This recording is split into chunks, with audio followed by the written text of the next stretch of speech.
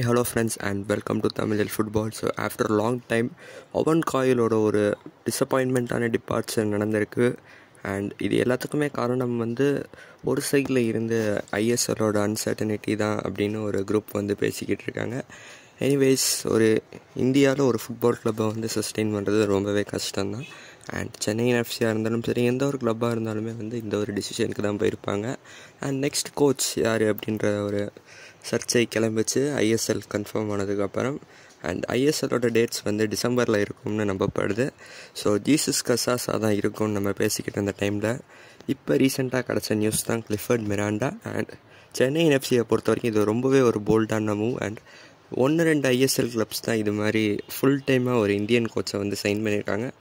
And Odisha எஃப்சிக்கு இவர் கொடுத்த ஒரு பெரிய பங்கு இருக்குது. அண்ட் மோகன் பகான் எஃப்சி கோவா மாதிரியான கிளப்ஸ்க்கு அசிஸ்டன்ட் கோச்சாகவும் ஹெட் கோச்சாகவும் ஒர்க் பண்ணியிருக்காரு.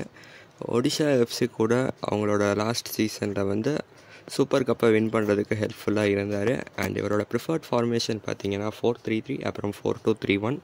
ஸோ 4-3-3 பார்த்தீங்கன்னா ஒரு பொசிஷன் பேஸ்டு ஃபுட்பால் டைப். அப்புறம் டிஃபென்ஸ்லேயுமே அந்த பேக்கை 7 பிளேயர்ஸோட ஸ்ட்ராங்காக வச்சுருக்கோம்.